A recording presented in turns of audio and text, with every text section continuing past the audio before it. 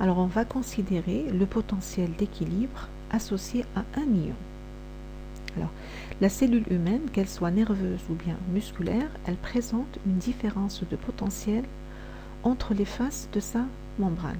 Cette différence de potentiel, elle s'écrit UM, c'est le potentiel dans le milieu intracellulaire, moins le potentiel dans le milieu extracellulaire, et cette valeur, la valeur de UM, elle est négative au repos. Alors jusque-là, on a considéré, on a utilisé la relation de Nernst pour calculer les potentiels le potentiel d'une membrane. Alors pour la cellule humaine, la relation de Nernst n'explique pas l'existence de UM. En effet, si on considère, par exemple, d'abord rappelons la relation de Nernst, elle s'écrit V intérieur moins V extérieur, c'est moins RT sur ZF, ln C intérieur, la concentration dans le milieu intracellulaire sur la concentration dans le milieu extracellulaire.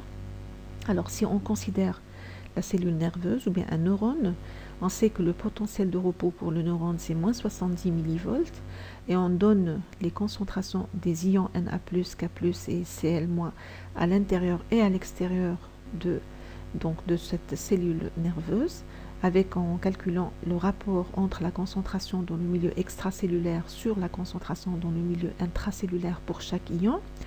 Alors on va remarquer, si on applique la relation de Nernst, on va remarquer qu'on n'obtient pas la valeur de moins 70 millivolts. Alors, on va appeler, d'abord avant de faire ce calcul, on va désigner par V équilibre I, c'est-à-dire le potentiel V intérieur moins V extérieur associé à l'ion I, c'est-à-dire avec la relation de Nernst. Si on prend par exemple l'ion Na+, et qu'on calcule le potentiel associé à l'ion Na+, par la relation de Nernst, on va appeler ce potentiel-là, on va le désigner par V équilibre de l'ion Na+. Si on prend l'ion Cl- et on calcule avec la relation de Nernst, donc V intérieur moins V extérieur pour l'ion Cl-, on va l'appeler V équilibre de l'ion Cl-.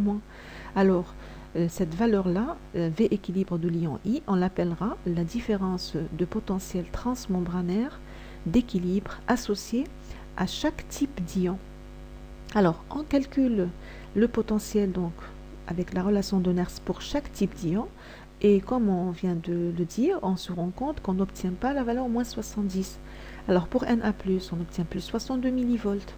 Pour K+, on obtient moins 88 millivolts. Et pour Cl-, on obtient moins 70 millivolts. Donc seul Cl- nous donne la valeur qui correspond à la valeur de repos de la cellule, pour la cellule nerveuse. Alors on va dire que l'ion Cl-, puisque son potentiel d'équilibre est égal au potentiel de la membrane, on dit qu'il est à l'état ou bien à l'équilibre d'électrodiffusion. Na+ et K+, on n'obtient pas avec ces deux ions la valeur moins 70, donc ils correspondent à un état de non-équilibre. Et cet état de non-équilibre, il est obtenu ou bien maintenu grâce à la pompe NaK. On va y revenir par la suite. Alors, la relation de Nernst n'explique pas l'existence de UM, alors on doit faire appel à une autre relation. Cette autre relation, elle existe et elle s'appelle la relation ou bien l'équation de Goldman. Et l'équation de Goldman, donc ça considère l'équilibre global. Parce qu'avec la relation de Nernst, on avait un équilibre associé à un ion. Pour Na+, nous avons un potentiel d'équilibre. Pour Cl-, nous avons un potentiel d'équilibre. Pour K+, nous avons un potentiel d'équilibre. Avec l'équation de Goldman, c'est un équilibre global, c'est-à-dire tous les ions diffusibles interviennent, donc leur concentration intervient dans le calcul de UM par l'équation de Goldman. Alors l'équation de Goldman, elle exprime le potentiel d'équilibre de la membrane en fonction des concentrations des différents ions. Et elle s'écrit UM, c'est V intérieur moins V extérieur, c'est égal à RT sur F, ln.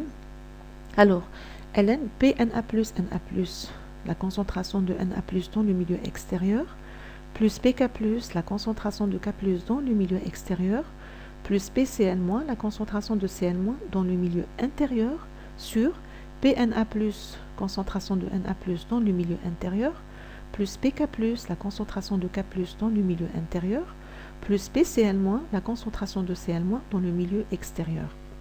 Et avec cette relation ou cette équation de Goldman, on obtient la valeur UM égale à moins 70 millivolts. parce que en utilisant pour ça les données expérimentales. D'abord, on va dire que PI, c'est quoi? C'est la perméabilité de la membrane à l'ion I considéré. Donc, chaque ion, il a une perméabilité. Donc la membrane, elle a une perméabilité spécifique à chaque type d'ion. Et avec les données expérimentales, on sait, donc sachant que les données expérimentales sont PNA+ sur PK+, c'est 0,04 et PCl- sur PK+, c'est 0,45. Alors, avec ces informations-là, qui concernent les rapports entre les perméabilités, avec les valeurs du tableau qu'on a donc donné dans la diapo précédente, on obtient la valeur de UM qui est égale à moins 70 millivolts. Alors, comment on calcule? Dans la relation de Goldman, RT sur F, bien sûr, c'est 26. Les valeurs, donc, on les connaît en fonction de la température. Donc, RT sur F, on peut calculer la valeur si on a la température. Alors, dans le ln, donc dans le numérateur, nous avons, qu'est-ce qu'on va faire? On va diviser le numérateur par PK+, et le dénominateur par PK+. Alors, UM, ça devient quoi? Ça devient RT sur F, ln, PNA+ sur PK+, par NA+ extérieur, c'est-à-dire 0,04, par NA+ extérieur, plus K+ dans le milieu extérieur, plus PCl- sur PK+, c'est-à-dire 0,45 par Cl- intérieur. Et le dénominateur, ce sera donc 0,04 par Na+ intérieur, plus K+ intérieur, plus 0,45 par Cl- extérieur. On remplace Na+, donc les concentrations de Na+, les concentrations de K+, et les concentrations de Cl- par leurs valeurs respectives, et on obtient moins 70 millivolts. On va faire quelques remarques. Alors, dans l'équation de Goldman, si on annule donc la perméabilité de deux ions, on obtient, ou bien on retrouve l'équation de Nernst pour le troisième ion. Par exemple, si on considère l'ion Cl-. Pour l'ion Cl-, on va annuler quoi? Si on veut obtenir ou bien retrouver l'équation de Nernst pour le troisième ion qui est donc l'ion Cl-, on doit annuler donc PNA+ et PK+. Si on met PNA+ égale à PK+ égale à 0, qu'est-ce qu'on va obtenir pour le potentiel de la membrane? On va avoir V intérieur moins V extérieur, c'est RT sur F ln Cl- intérieur sur Cl- extérieur, puisque tout ce qui concerne Na+, et K+, disparaît.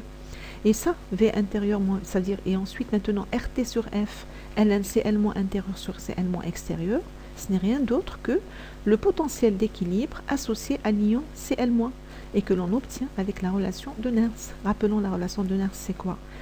Bon, bien le potentiel d'équilibre associé à n'importe quel ion par la relation de Nernst, c'est égal à donc moins RT sur ZF ln, la concentration dans le milieu intérieur sur la concentration dans le milieu extérieur. Pour Cl-, Z c'est moins 1, donc moins RT sur ZF, c'est égal à RT sur F. Une autre remarque, on vérifie que PNA+ par Na+ extérieur plus PK+ par K+ extérieur sur PNA+ par Na+ intérieur plus PK+ par K+ intérieur, c'est presque égal à PCl- par Cl- intérieur sur PCl- par Cl- extérieur, c'est-à-dire pratiquement presque égal à Cl- intérieur sur Cl- extérieur. Alors, pareil pour vérifier ça. Alors, pour le premier membre de cette équation, on va diviser le numérateur par PK+, et le dénominateur par PK+.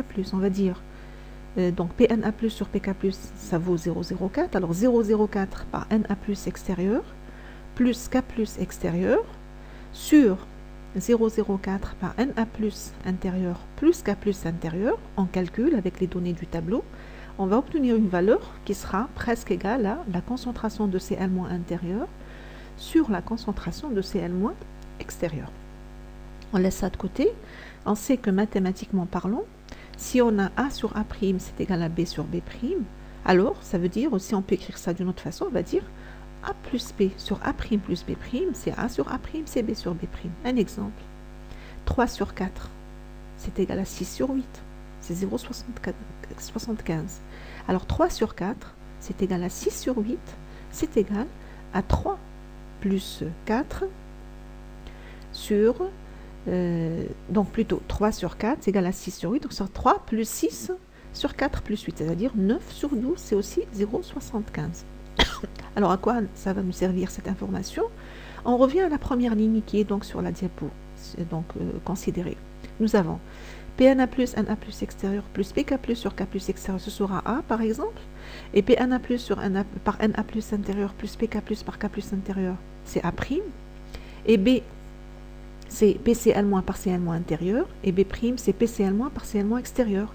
Alors A sur A' égale à B sur B', c'est égal aussi à A plus B sur A' plus B', c'est-à-dire c'est égal à Pna plus, donc ce sera donc égal à Pna plus Na plus extérieur, plus Pk plus par K plus extérieur, plus PCl- par Cl- intérieur, sur Pna plus par Na plus intérieur, plus Pk plus par K plus intérieur, plus PCl- par Cl- extérieur. Et ceci, donc cette dernière ligne, elle est très importante parce qu'elle nous permet de simplifier ou bien d'alléger l'écriture du potentiel ou bien de l'équation de Goldman. Parce que dans l'équation de Goldman, nous avons la fraction qui est donc la première fraction, donc la première à gauche. Au lieu d'écrire donc le potentiel de Goldman, c'est RT sur F, Pna plus Na plus extérieur, plus Pk plus K plus extérieur, plus PCl- Cl- intérieur sur Pna plus Na plus intérieur, plus Pk plus K plus intérieur, plus PCl- Cl- extérieur. Ce sera tout simplement RT sur F, ln, Pna plus Na plus extérieur, plus Pk plus K plus extérieur, sur Pna plus Na plus intérieur, plus Pk plus K plus intérieur. Donc c'est plus simple avec cette considération.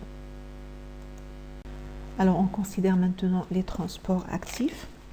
Rappelons les répartitions des ions, des concentrations ioniques de part et d'autre de la membrane d'une cellule nerveuse. Et ce qui est valable pour la cellule nerveuse, il est valable aussi, ce qu'on va étudier, il est valable pour la cellule musculaire.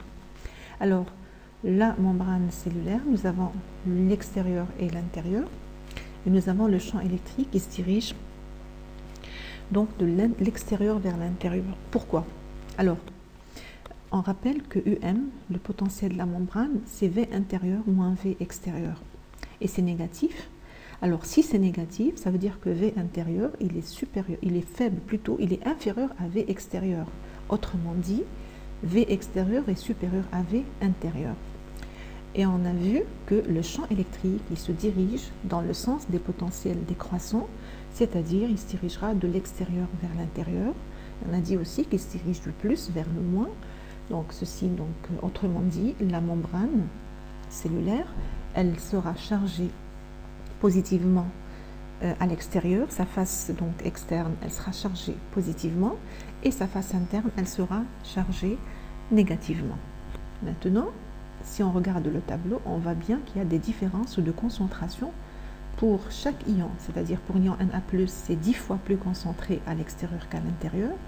L'ion K+, c'est faiblement concentré à l'extérieur par rapport à l'intérieur. Pour l'ion Cl-, c'est fortement concentré à l'extérieur par rapport à l'intérieur. Et donc, on a des différences de concentration et ceci entraîne un flux diffusif. On sait que le flux diffusif, c'est dû aux différences de concentration.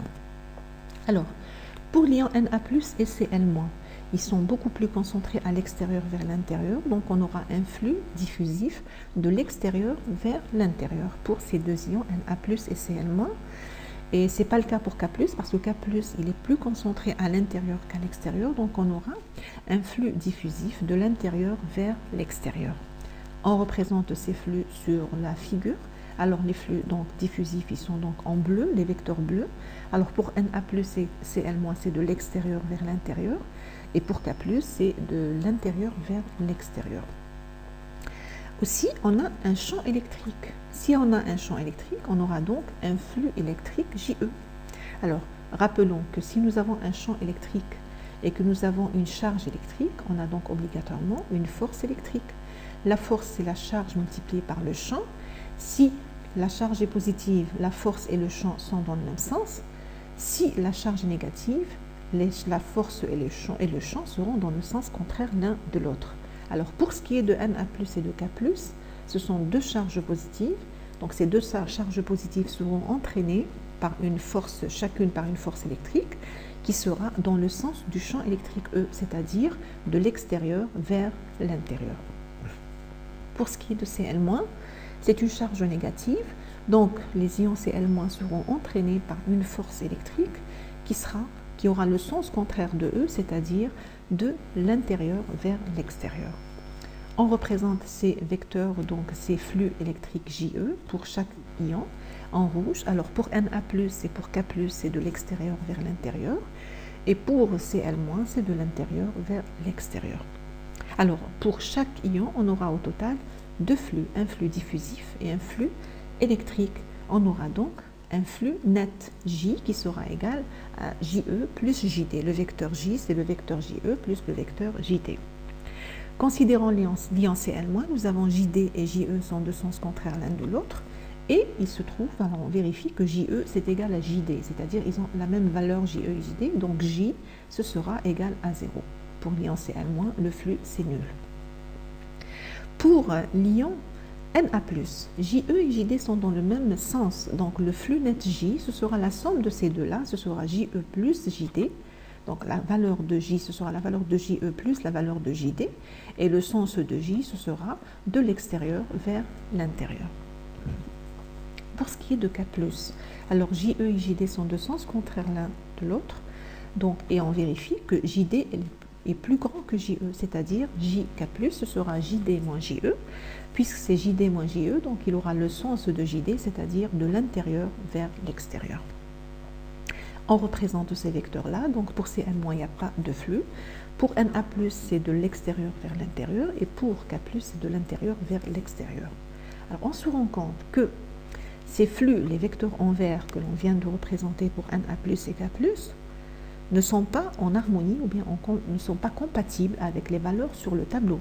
Parce que sur le tableau, nous avons la concentration de Na+, à l'extérieur, elle est 10 fois plus grande que celle de Na+, à l'intérieur, alors qu'on voit bien que le vecteur, le flux, il entraîne Na+, de l'extérieur vers l'intérieur. Donc comment avoir la concentration extérieure 10 fois plus grande que la concentration intérieure, alors que les ions Na+, sont entraînés vers l'intérieur.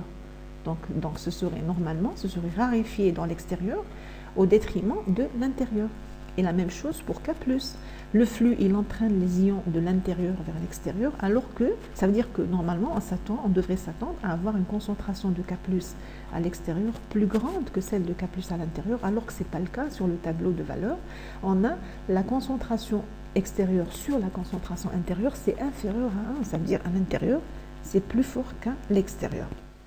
Alors, on rappelle ce qu'on vient de dire, on a JNA+, qui entraîne les ions de l'extérieur vers l'intérieur, et JK+, qui entraîne les ions de l'intérieur vers l'extérieur. Donc, ces deux flux sont incompatibles avec le maintien des concentrations au repos à leur valeur observée. Qu'est-ce qu'on a observé? On a observé que la concentration de Na+ extérieur sur intérieur, c'est 10. Et la concentration de K+ à l'extérieur sur l'intérieur, c'est 0,037.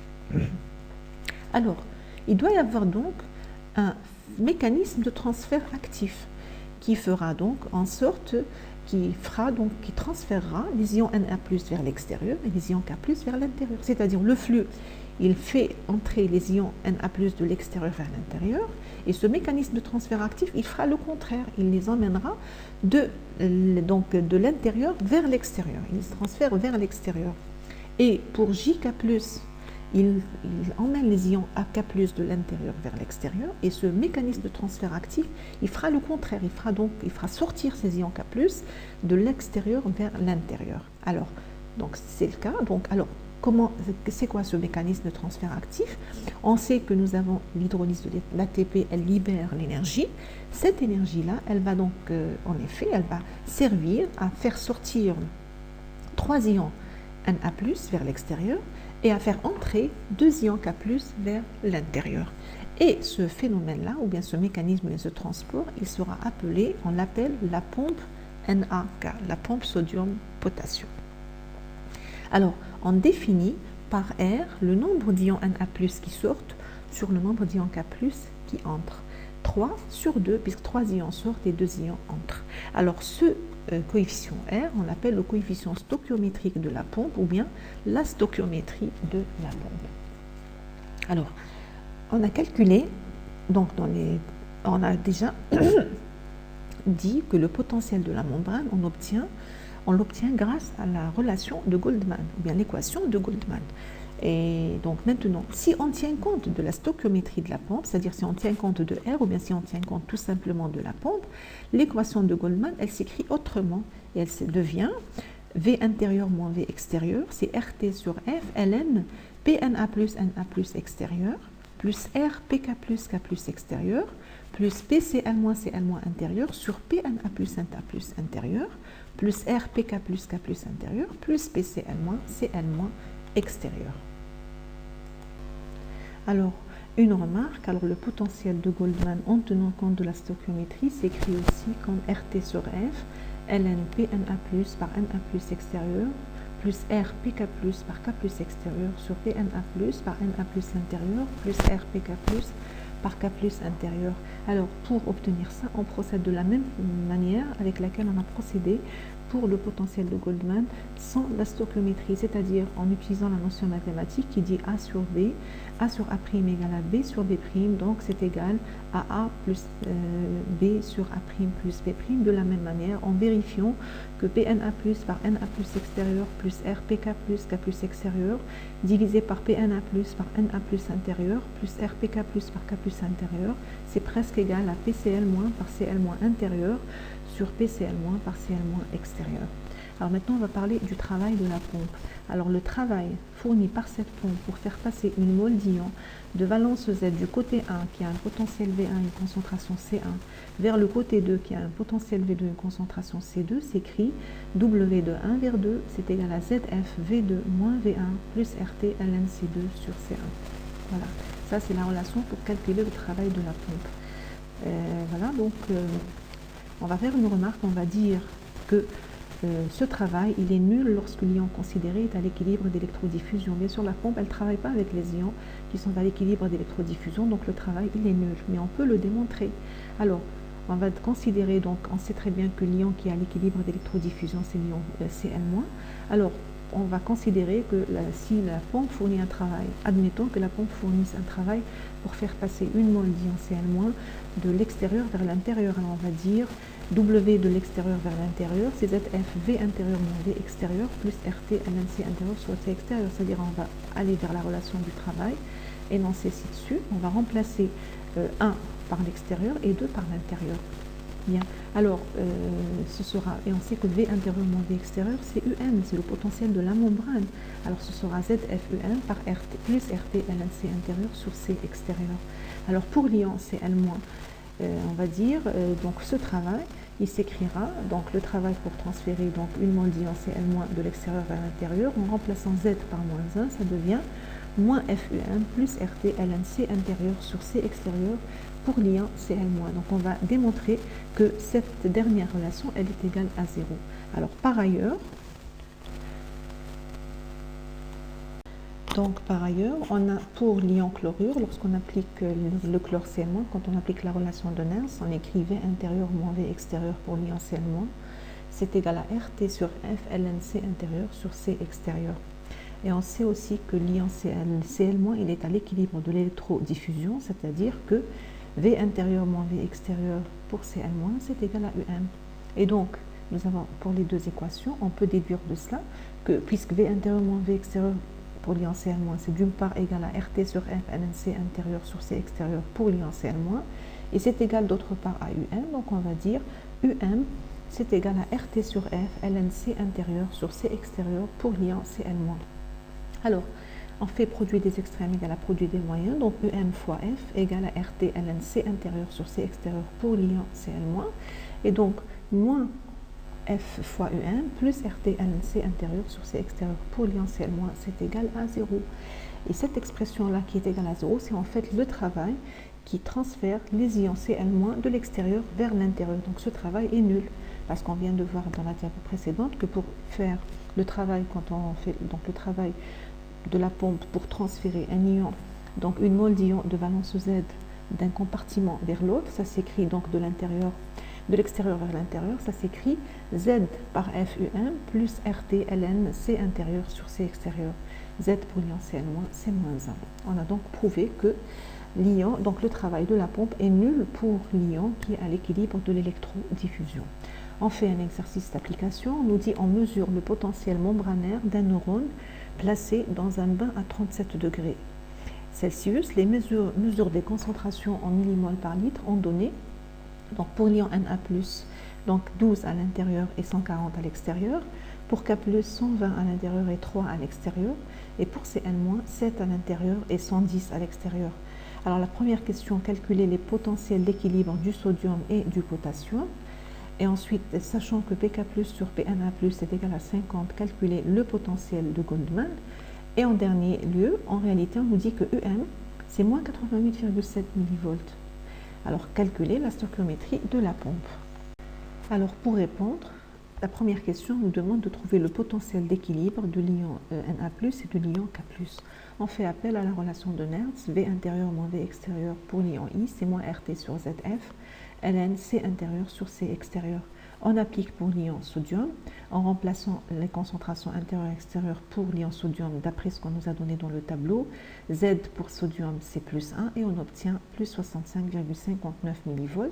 On applique aussi pour l'ion potassium en remplaçant aussi les concentrations intérieures et extérieures pour le potassium comme donné sur le tableau. Z c'est plus 1 et on obtient moins 98,49 mV. La deuxième question nous dit calculer le potentiel de Goldman. Alors le potentiel de Goldman, on va faire appel à la relation abrégée, c'est-à-dire qui tient compte uniquement de l'ion Na+ et de l'ion K+ sans l'ion Cl-. C'est la même chose avec tous les ions, avec les deux, ou bien on l'a démontré déjà, on peut travailler avec les 3 ions, sinon on peut travailler avec les 2 ions, et on a fait la démonstration, mais bien sûr on va utiliser la relation la plus simple, c'est-à-dire avec uniquement Na+ et K+. Alors on n'a pas donné Pna+ ni Pk+. On nous a seulement dit que Pk+ sur Pna+ est égal à 50. Alors qu'est-ce qu'on va faire? On va considérer donc ce qui est entre parenthèses pour le logarithme népérien, le rapport. On va diviser donc dans ce rapport le numérateur par Pna+, et le dénominateur on le divise aussi par Pna+. Alors ça devient RT sur F ln Na+ extérieur plus Pk+ sur Pna+ par K+ extérieur, le tout sur Na+ intérieur plus Pk+ sur Pna+ par K+ intérieur. Parce qu'on a Pk+ sur Pna+, c'est égal à 50. Maintenant, on peut calculer RT sur F, c'est égal à 26,7 mV. On a déjà donné ces deux valeurs particulières pour RT sur F. Lorsque la température est égale à 0 degrés Celsius et lorsque la température elle est de 37 degrés Celsius. Et après, on remplace toutes les concentrations par leurs valeurs respectives et on obtient moins 81 mV. Dans la troisième question, on nous dit en fait le potentiel c'est pas moins 81 mV, c'est moins 88,7 mV. Trouver alors le coefficient de la stoichiométrie. Puisqu'on nous parle du coefficient de la stoichiométrie, ça veut dire qu'on va reprendre le calcul de UM en utilisant la relation de Goldman qui tient compte de la pompe, c'est-à-dire dans laquelle on a le coefficient R. La relation c'est RT sur F ln Pna+, Na+ extérieur plus R Pk+, K+ extérieur sur Pna+ intérieur plus R Pk+ par K+ intérieur. Voilà, on nous demande de trouver R. UM, donc la nouvelle valeur, on nous l'a donnée. RT sur F, on la connaît. Toutes les concentrations, on les connaît. Et on sait aussi que Pk+ sur Pna+ est égal à 50. Alors, on va faire d'abord produit des extrêmes. D'abord, avant de faire de passer à l'expo, on va faire produit des extrêmes égal à produit des moyens, c'est-à-dire UM par F sur RT, c'est égal à ln du rapport. Et donc, exponentielle UM par F sur RT, c'est égal au rapport tout simplement, la fraction dans laquelle on a le coefficient R. Maintenant, parce qu'on doit dégager R, on va continuer. Alors, on fait donc aussi produit des extrêmes égal à produit des moyens. Et ensuite, voilà, on a déjà aussi divisé dans la fraction, on a divisé dans le rapport, on a procédé de la même manière, on a divisé le numérateur et le dénominateur, on les a divisés par Pna+. Et c'est tout, donc là, ça devient un calcul tout simple. Donc, on dégage R qui s'écrit comme exponentielle UMF sur RT par Na+ intérieur moins Na+ extérieur sur Pk+ par Pna+, le tout multiplié par K+ extérieur moins K+ intérieur par exponentielle UMF sur RT. Voilà, donc on a tout. On peut remplacer chaque paramètre par sa valeur et on obtient le coefficient de stoichiométrie qui est égal à 2.